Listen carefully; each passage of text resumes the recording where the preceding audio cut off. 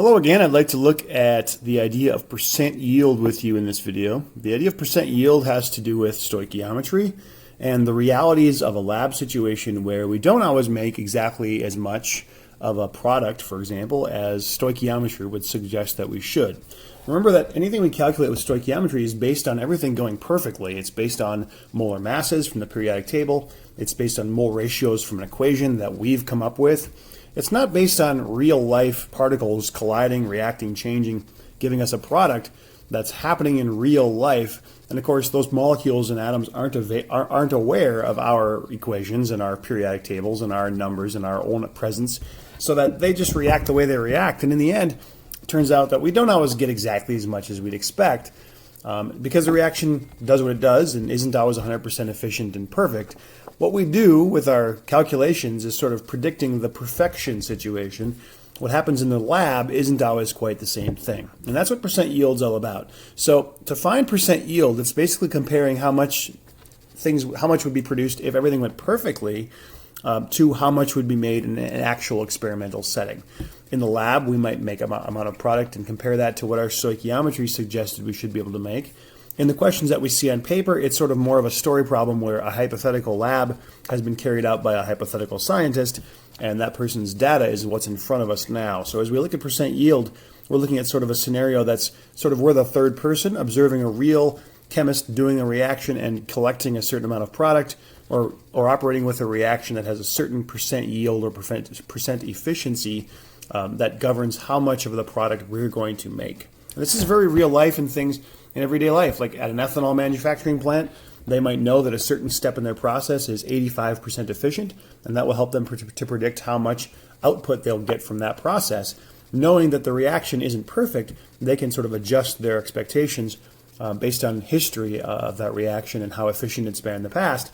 And then chemical engineers can come in and try to improve that efficiency by 5% and make a bunch of money doing it. So percent yield is comparing the reality to the stoichiometry, essentially. And so here's the equation for percent yield. We see that percent is going to be a lot like percent on a test. The goal, of course, would be 100%. But in reality, we don't always get the theoretically possible number of points in terms of what we earn. In percent yield calculations, 100% is perfect. We typically would expect something less, but it's also possible to get something more in certain reactions.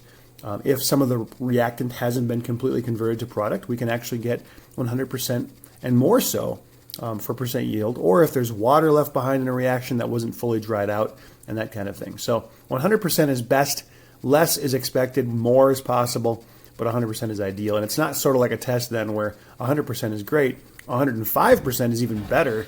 No, in the case of percent yield, 100% is best. Anything else is less than ideal. So percent yield, calculated as you see here, will take the experimental amount, how much you actually made, or how much the story tells us this chemist made, and divides that by the theoretical amount that stoichiometry will give us. So we'll do calculations using the same tools we've been using up to this point to figure out theoretically how much should have been made. And we'll compare those by dividing the experimental over the theoretical, taking that times 100, and finding percent yield. The goal being 100%, most reactions being somewhat less than that, in some cases much, much less than that. So the questions that we're looking at and some examples that we'll go through then are basically built off of plain old stoichiometry problems with a little bit of a percent yield sort of twist added on to it. So example number 1 here suggests that we're burning methane at standard temperature and pressure. So we have 32 grams of methane at standard temperature and pressure burned in a combustion reaction. 30 grams of water are produced. What is the percent yield or the efficiency of this reaction? So we need an equation, of course, in order to do that. We want to be able to look at an equation. We're burning methane, CH4, with oxygen, O2, to produce CO2 and water, as all combustion reactions tend to do. Okay, and if we go to balance that equation, we'll end up with needing 2 waters to account for our 4 hydrogens and 2 oxygens to account for our 4 oxygens in the product side, 1 methane, 1 CO2. So there's our reaction, balanced, ready to go. 32 grams of methane are burned with oxygen to produce 30 grams of water, and they want to know the percent yield. It's a little different looking equation than a typical stoichiometry problem, where they might ask us, okay, you're going to burn 32 grams of methane. how much water should you expect? That might be the kind of problems that we've been doing up to this point. In this case, they're telling us that someone went in the lab and actually did this, burned 32 grams of methane. And what they got out of it at the end was 30 grams of water. And what the problem is really asking us to do here, when it says calculate the percent yield, is figure out, well, how much should this scientist have made, and how does that compare to the 30 grams that they actually made? So we want to sort of set that 30 grams aside because that's their experimental experience from actually doing this in the lab. And we want to, first of all, like our equation up above suggests, we want to go to the tools we've been using and figure out via stoichiometry here the theoretical amount.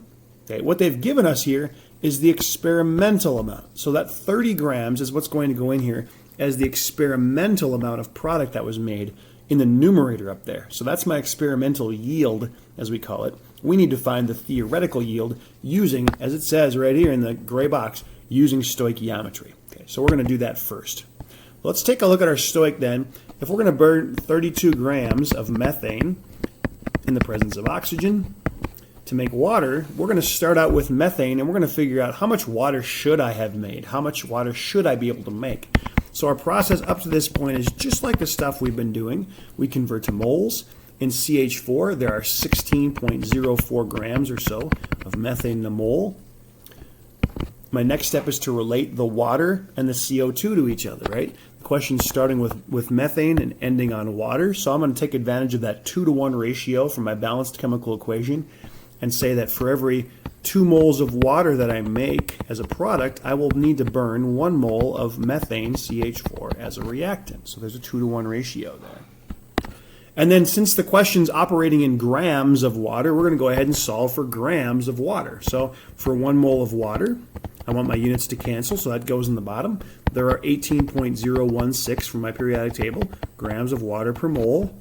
So this is saying that according to the stoichiometry, according to the cookbook in the recipe, if you will, I should be able to make 71.88 grams of water from those 32 grams of methane. This is known as the theoretical yield. This is how much I should be able to make. And I always joke, it's like when I make cookies and I look at a recipe, it says yields 4 dozen. Oh, really? This recipe makes 4 dozen cookies? Why is it then at the end that I only have 37 cookies? What happened? Well, maybe I made them too big. With cookies, that can happen. Maybe it's I snitched one from every single pan that I made. Maybe my family came by and taste tested them as well. You know, so there's never quite as many as you expect unless you really intentionally make them all really small. Then you get extras. But in the case of cookies, we'd say the recipe makes 4 dozen. You really have to try to make exactly 4 dozen. And in the lab, this recipe says we should be able to make 71.88 grams of water. I didn't make anywhere near that, right? The experimentation here suggests the person doing this experiment only made 30 grams. That fell way short. And so to find percent yield, that's what they're asking us to do. We're going to use that equation up above. So percent yield is the experimental yield, and I see in the data that experimentally the person in this story made 30 grams of water. According to the stoichiometry, my theoretical yield is much more than that, 71.88 grams of water. And I can see I made less than half as much as I should have here. I'm going to go ahead and actually divide that out to find out what my true percent yield is. And when I do, 30 divided by 71.88 times 100 gives me my percent yield, and it is less than half, 41.74%. So that's pretty sad, 41.74% yield. I made less than half as much as I should have. Now, why does that happen in chemical reactions? Well, not all particles collide effectively. Sometimes we make other byproducts. Sometimes the fuel isn't completely burned efficiently. Things don't work perfectly in many chemical reactions. We don't always get exactly what we expect. In fact, I can tell you as a chemistry teacher that when we're doing labs and preparing labs that we're going to do through the years, we try to find those labs sometimes that do give us really good results, and they're kind of hard to find, few and far between sometimes, in order to figure out just exactly which reaction will give our students good results. We want to find one that tends to have a good yield. And we do have a few of those in our pocket that we can use to get really nice results if that's what our goal is. So on number 2, you see the other way to look at percent yield. This question is telling us that the combustion of octane in an engine. Okay, so now we're burning octane fuel, which is C8. That's where the oct comes from. And then H18, burning that in the presence of oxygen is always with combustion. And all of our combustion reactions, again, make water and carbon dioxide. So those are my 2 products. When I go to balance this equation, I end up with some big numbers. So for 8 carbons, I'll need 8 CO2s. For 18 hydrogens, I'll need 9 waters. And if I do my math over here on this side, I have, let's see, 16 oxygens and 9 is 25. And so to get 25 oxygens, I will need 12. Let's try that again. I'll need 12.5 of my O2 molecules. So now this equation is balanced with that 12.5 in there. In first year chemistry, we often steer students away from using decimals in their balanced equations. I won't actually steer you away from that in AP at all. There are places in the year, especially when we get to thermochemistry, where using fractions like that is really important. And so it's okay in AP to go ahead and use fractions in your coefficients. If you want to get rid of fractions, you can do that too, but there'll be places in thermo where it's going to be really helpful to keep your coefficients as halves, and more on that when we get there. So I'm going to just leave this equation like I've got it here. The question is saying the reaction of combustion of octane in an engine is known to be 74.3% efficient. How many grams of water would you actually expect to form from 90 grams of liquid octane when they're burned? If it's only 74.3% efficient, how much water would we expect? Okay, so this is kind of like the stoic we just did and the percent yield that we just did, except instead of figuring out the percent yield, we're going to figure out the experimental yield, how much a person carrying out this reaction would actually expect to make, knowing that the reaction doesn't make as much as it should. It only makes 74.3% of what it should make, 74.3% of its theoretical yield.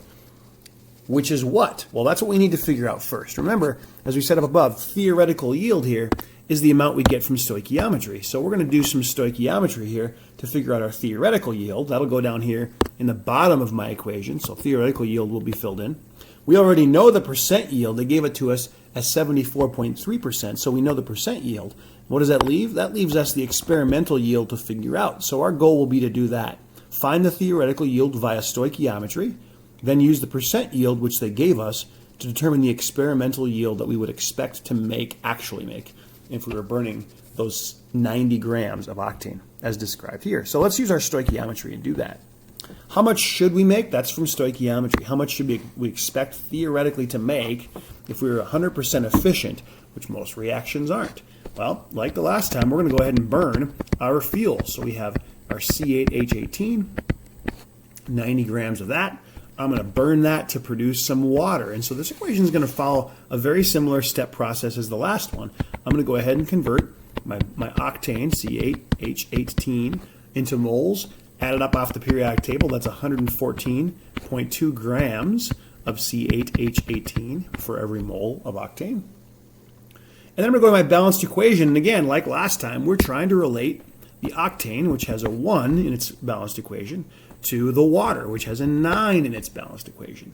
So according to that reaction, when octane is burned in oxygen, as we're talking about here, there are 9 moles of water produced for every 1 mole of the octane that I burn. You can kind of see those 9 moles of water. That would make 18 18 hydrogen atoms. You can see those 18 hydrogen atoms right there in the fuel. So the balanced equation kind of comes through in my ratio in this case. And then let's just see here, with the canceling units, grams of octane are canceled, moles of octane are canceled. So we're down to moles of water, and they want us to get to grams of water. So just like in the last part of the example before, we're going to say that 1 mole of water would contain or be made up of 18.016 grams of that water. So go to my calculator, and then my calculator suggests that I should be able to make, theoretically, 127.8 grams of water if this reaction was 100% efficient. Again, this is my theoretical yield. In my percent yield equation, that goes in the bottom.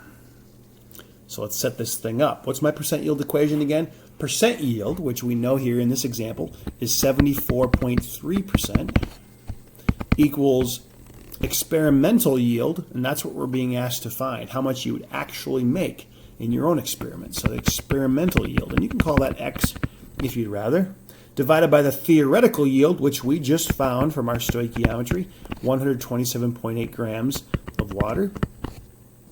And then the equation also, because it's a percentage, says times 100. Okay. Do a little rearrangement. do a little algebra, figure out what your experimental yield is. If you want to pause and do that for yourself, come back and check your answer. Do that now. Hopefully, if you went ahead and did the calculation, or if you just said, heck no, Bleth, I'll let you do it, fine. It should be 95 or so, 95.0 grams of water. So if I'm 74.3% efficient, I'll only get 95 grams of water out of that 127.8 possible. Think about it again like a test with really weird numbers. My points possible on this test, 127.8. My score, 95 points. That would give me a 74.3%. So it's like someone telling you, if there's 127.8 points possible on the test and you got a 74.3%, how many points did you earn? That's kind of what we're figuring out here. I'm going to look at one more example with you, and this is actually jumping ahead in the practice section to question number 33. Right? This is on page 35. So I'm going to jump ahead to that page. This is a reaction equation involving calcium reacting on vanadium 5 oxide. Okay. And it gives you a little background on vanadium. These kind of questions on the exams often like to throw in some information like that. It's usually not too pertinent, but kind of interesting if you like trivia and you aren't in a big hurry. So in one process, it says 200 grams of vanadium oxide react with 200 grams of calcium. They want us to figure out the theoretical yield, okay, of the vanadium being produced. Now they went ahead and gave us the whole reaction. Calcium, 5 moles of calcium plus V2O5, my vanadium 5 oxide, yields 5 moles of calcium oxide and 2 moles of vanadium. So I've got my whole reaction. What's a little different about this one is that they've given us 2 starting amounts. They've given me 200 grams of V2O5. So in my equation, that's 200 grams of this guy. And they said we've also got 200 grams of calcium. Oh, I did those backwards, but it ends up the same, I guess. 200 grams of each. If I have 200 grams of each, how much, wants to know here, how much vanadium will be produced, the theoretical yield. And so knowing theoretical yield here, then part A, comes via stoichiometry. Okay. We're going to calculate how much vanadium would be made from those 2 starting amounts. Now here's the trick. When you have 2 starting amounts, okay, we have to kind of consider the fact that one of those 2 starting amounts is going to run out first. One of those 2 starting amounts is going to be what we call the limiting reactant, because one of those will run out first. I always compare it to things like with food. If I'm having a hot dog roast and I buy hot dogs and buns, if I don't really plan it out, and most people don't, if I buy a bunch of hot dogs and a bunch of buns, at the end of the day, I might, if I cook long enough and have a big crowd show up, I might run out of hot dogs before I run out of buns. Well, that means the hot dogs were the limiting reactant because they ran out first and limited how many people I could give a hot dog and bun to, right? Perhaps the buns would run out first. If the buns ran out first, I'd be left with hot dogs and no buns. Well, that would limit the number of people I could give a hot dog and bun to, okay? If I planned really well, then they both perhaps could run out at exactly the same time. I'd put the last hot dog in the last bun, hand it to the last person, and everything would be perfect, like some sort of Hallmark movie. Well, that's not how it usually goes, right? In most chemical reactions, we don't have a perfect stoichiometric perfect amount where it runs out just ideally right. And so in this question, where they give us different 200 grams of different things, we need to figure out, okay, well, which of those is going to run out first? 200 grams of V2O5? Or 200 grams of calcium? Which of those is going to run out first? And as we work through more and more of these kinds of examples, and they're just a slight bit more advanced, you'll find that we end up kind of encouraging you to use what's called a BCA table, or BSA, some people call it. BSA or BCA stand for before, so how much do you have, how much available of the, how much of each substance do you have available before the reaction occurs? How much of each substance do you have available after the reaction has ended or stopped? And then in the middle is the C, which I use BCA. C stands for change. How much change did we see? How much of the reactant got used? How much of the product was made? Some people use SBSA, where their S usually means shift, because some of the reactants shift and become products. In some cases, some of the products will shift and become reactants again as we get to equilibrium reactions. For now, I'm going to use BCA. Before the reaction, the change that comes about during the reaction, and then after the reaction, how much is available, how much is still present. So for BCA, typically it's ideal in a table like this, when you're filling in a little table, and it's like a little spreadsheet that will follow underneath each of these four substances. It's most ideal to work in moles. You don't want to put information into your BCA table unless it's in moles, or if we're working with solutions exclusively, then maybe molarities. That's also useful. But for us, we're working with substances where we have their masses. Let's go ahead and get those things turned into moles, and we'll put them in our BCA table. I'll try to walk you through, at least for now, our first BCA problem example. So for 200 grams of calcium, before I can kind of jump in and start doing my actual calculations here, I'm going to take those 200 grams of calcium, go to my periodic table, and find that, well, essentially 1 mole of calcium is 40 grams. And so that means I've got 200 divided by 40. I've got basically 5 moles of calcium. So I'm going to go to my table and say before the reaction begins with 200 grams of calcium, I have essentially 5 moles of calcium available. So put those numbers in your table, not in grams, but in moles. Okay. And then for the vanadium oxide, for V2O5, all right, we've got 200 grams of that as well. So 200 grams, V2O5. We also want to convert that into moles. And if I go to my periodic table and add that up, I get about 181.88 grams of V2O5 for every mole of V2O5. If I do my math on that, okay, go to my calculator and figure out how much that would give me. 200 divided by 181.88. 200 divided by 181.88. It's about 1.1. We'll call it 1.1 moles. Oops, that doesn't go there. Pardon me. 1.1 moles of V2O5. Okay. So in our little BCA table, in our before line, we want to kind of fill in there. What do we have in our beaker, in our container, before the reaction begins? They tell us we have 200 grams of calcium, which equates to about 5 moles. We have 200 grams of V2O5, which equates to about 1.1 mole.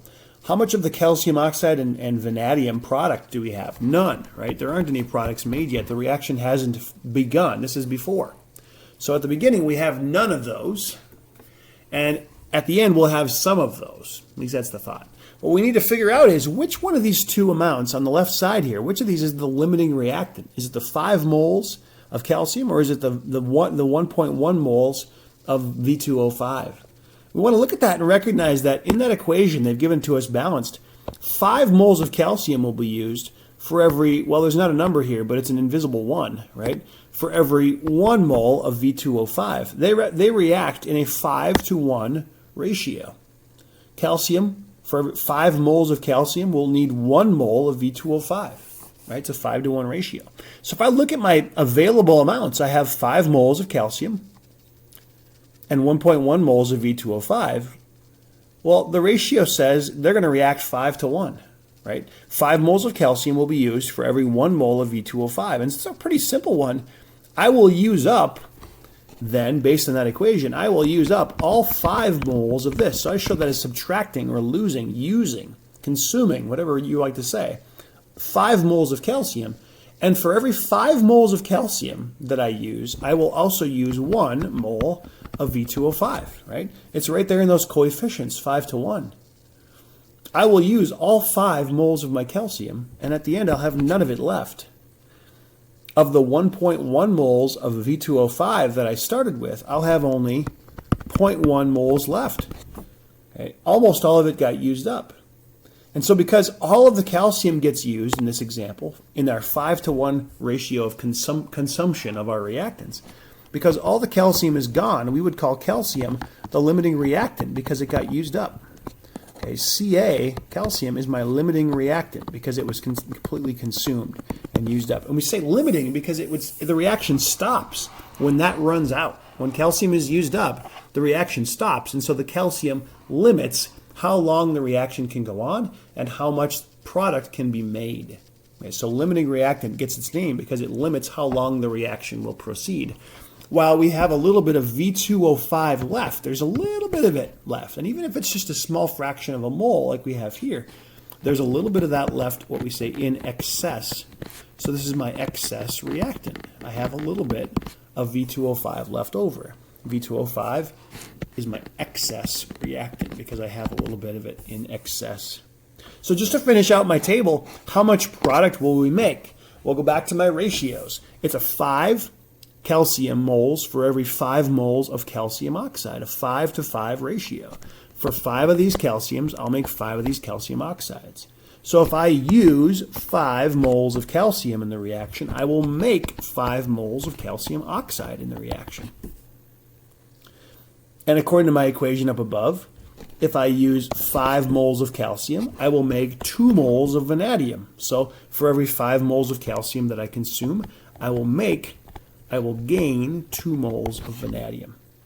So notice what we've done here in this little table, kind of with that arrow as the dividing line. Everything on the left side of the reaction then is my reactants. Those are being used up by this reaction, so their amounts are changing downward, decreasing as the reaction takes place. That's why we have in both the calcium and the V2O5 negatives here to show that they're being used up, they're being consumed. And on the other side of the equation, my products, calcium oxide and vanadium, are both being produced. And so those are going to be on the increase. I see a gain or a positive change in the amount of CaO and vanadium being produced. And so bottom line, at the end, I take my 0 moles of calcium oxide that I started with, I gained 5, so I'll end with 5 moles of calcium oxide. And for vanadium, I started with no moles, and I'm gaining 2, so I'll end with 2 moles of that. So at the bottom here, we can kind of say that the stuff here in this bottom row is what will exist in the container when the reaction is complete, when the reaction is done. I'll have none of my calcium because that was the limiting reactant and it was used up. I'll have 0.1 moles of my V2O5 because that was my excess reactant and I didn't quite use all of it. I'll have 5 moles of calcium oxide and I'll have 2 moles of vanadium being made, and that's all coming from my molar ratios from the balanced equation. Pretty important that we recognize that. All right, so our BCA table is a lot of extra little sort of ways to organize and see everything happening at once. And you might think, I don't need to do all that BCA table stuff in order to do this question. And you might be right, but a BCA table is an incredibly important way to organize what's happening during a reaction from the start to the finish and the in-between as we move into equilibrium, which is a couple of units out. But we still need to kind of consider the idea that a BCA table is a great organizational tool. Many, many teachers that use this all over the place because they like how they organize their data. So what was the question even asking? And you might laugh to yourself, Blythe, have we answered the question at this point? Well, let's look back at the question and see what it said. A says, calculate the theoretical yield of vanadium. And we know that theoretical yield comes from stoichiometry. Well, according to my table, I made 2 moles of vanadium, right? It's down here at the bottom in my after line. After this reaction is said and done, I should have 2 moles of vanadium left. Well, it wants to know the theoretical yield. And without saying so, it would generally expect us to have that in grams. So if you said, oh, well, the theoretical yield is 2 moles, you'd be right. But remember, we can't really go in the lab and measure out 2 moles. We don't have a molometer. Sorry, that's just V, not VA. We'd need to get that into mass, probably, because it's a solid metal. And so 2 moles of vanadium would be, if I go to my periodic table, a mole of vanadium is about 50.94 grams of vanadium. So if I do the math on that, my theoretical yield is 101.88 grams of vanadium. So that's my theoretical yield. Now you might say, well, Blythe, you said theoretical yield, right, was from stoichiometry, and I just did a mole to gram conversion. Does that count? Well, I'm here to tell you, you did far more than that. Right? You just did the last step, which was converting the moles to grams. In reality, most of the work was done over here in our BCA table because we figured out how much of each reactant we had. We used the mole ratios to figure out how much of each product we'd make. And so we did a mole conversion, a mole-mole ratio kind of a step within the BCA table itself. And then we went ahead and converted those moles to grams at the end. Okay, so that's our theoretical yield, letter A. And then it says calculate the percent yield if 77 grams are actually obtained. So for B, come over here. For B, I'm going to say if I only made 77 grams, that's my experimental yield, so 77 grams of vanadium. Theoretically, we just figured out we should have been able to make 101.88 grams of vanadium. Take that times 100, it'll tell us we ended up at about 75.6% yield. So we made about 3/4 of what we should have been able to make. Not too bad. Okay, so the reason that we had to do a little bit more with this one is because they gave us the starting amounts of two different reactants, the calcium and the V2O5. When you recognize in a question that they're giving you the starting amounts for two reactants and asking you to figure out something about one of the products, or if they're asking you to figure out how much of the excess reactant would be left at the end, that means you're going to have to figure out which one of those two runs out first. And we typically would do that kind of like we did here. If you feel a little constrained by the idea of a little BCA table, you can certainly make them more expanded and spread out. If you don't like that format, there are other ways to approach them, but I really like the approach to organize your data in a BCA table. Not just because it's useful now, but because as we get to later units, it's really the only tool that makes any sense at all. Only one worth using. Okay. That's it for percent yield and some example problems. Thanks for listening. I hope some of that made sense. If you have questions, please let me know what those questions are, and I'll see you next time. Thanks a lot.